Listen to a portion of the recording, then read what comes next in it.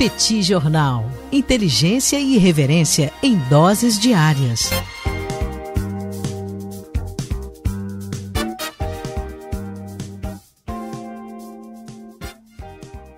Há poucos dias saiu o resultado do crescimento chinês no terceiro trimestre de 2021 e o resultado decepcionou. Decepcionou em relação ao que era esperado e decepcionou para os padrões chineses. O crescimento foi de apenas entre aspas, 4,9%. Claramente, a China teve aí um resultado inferior ao que vinha apresentando em períodos anteriores e começa a surgir a percepção, avolumam-se os sinais de que a China pode estar passando por um processo de desaceleração e que esse processo de desaceleração vai ser um pouco mais longo do que se imaginava, com impactos sobre a economia mundial em geral e sobre o Brasil em particular. Afinal, a China é destino de 1/3 das exportações brasileiras e uma desaceleração chinesa é uma péssima notícia para as exportações brasileiras e para a economia brasileira. São vários os problemas que a economia chinesa tem atravessado. O primeiro deles é a crise no setor imobiliário. Numa coluna anterior, num bate-papo anterior, nós exploramos aqui no Petit Jornal a crise da Evergrande.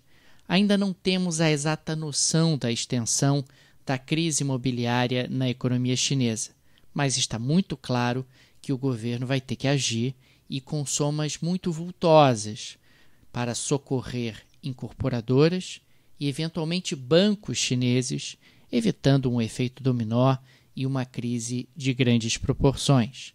Um outro problema para a economia chinesa tem sido o conflito do governo de Pequim com grandes conglomerados econômicos do país. Na opinião de Pequim, é necessário um freio de arrumação. Esses conglomerados estariam com excessiva liberdade, fugindo um pouco dos destinos, dos objetivos, das diretrizes que foram traçadas pelo governo socialista de Pequim. Na prática, ao avançar sobre essas grandes corporações para tentar restabelecer algum grau de hierarquia e controle, o governo chinês impacta essas corporações, sua capacidade de investimento, de captação de recursos e o próprio crescimento da economia chinesa. A ver se esse freio de arrumação é temporário ou pode ter impactos um pouco mais alongados. Um outro problema para a economia chinesa tem sido a falta de amigos. Recentemente, nesse ano de 2021, no mês de maio, a União Europeia, que estava na boca de celebrar um acordo de livre comércio com a China, congelou esse acordo por tempo indeterminado por questões relacionadas à perseguição de minorias dentro do território chinês, dentro da China continental. Claro que com isso, a China perde uma excelente oportunidade de adentrar num mercado muito significativo, muito relevante, que é o mercado da União Europeia. A relação da China com os Estados Unidos também não está boa.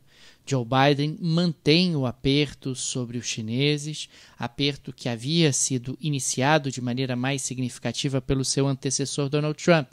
Aqui no Petit Jornal nós vimos mais de uma vez que, independentemente de quem ganhasse a eleição de 2020, o choque com os chineses continuaria e continuou. Outro problema em termos de relacionamento da China está com a Índia, claramente, que tem tido aí choques na fronteira do país e tensões crescentes na área econômica. Aliás, Estados Unidos, Índia, Japão e Austrália estão com seu grupo Quad, o grupo do quadrilátero, a todo vapor, debatendo temas cada vez mais incômodos para Pequim, o que, sem dúvida alguma, pode gerar um maior isolamento da China. Pois é, gente, estamos falando de um conjunto de más notícias para a economia chinesa que parece começar a levar a uma desaceleração do país. Essa desaceleração terá enorme impacto sobre a economia mundial, terá enorme impacto sobre a economia brasileira. Ainda não está claro o nível, a intensidade dessa desaceleração, mas me parece muito evidente que a desaceleração está em curso, embora nós não tenhamos exata noção de quanto tempo ela vai durar, ou mesmo se ela vai ser em bases permanentes. Vamos seguir acompanhando aqui no Petit Jornal o que acontece na China, porque afinal é um país demasiadamente importante para a geopolítica, para o equilíbrio político e para a economia internacional.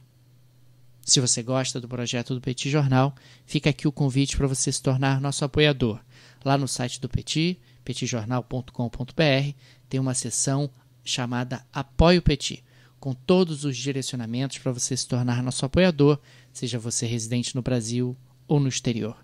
O Petit é uma mídia 100% independente, mantida exclusivamente pela ajuda de nossos apoiadores, a quem agradecemos enormemente. Além disso, dá uma olhada no cardápio de cursos do petitcursos.com.br, que tem lá uma série de aulas gratuitas e também cursos de aprofundamento nos mais diferentes temas. Dá uma olhada que eu tenho certeza que você vai gostar. No mais, eu sou Daniel Souza e falo para o Petit Jornal. Petit Jornal. Inteligência e irreverência em doses diárias. Acesse www.petitjornal.com.br.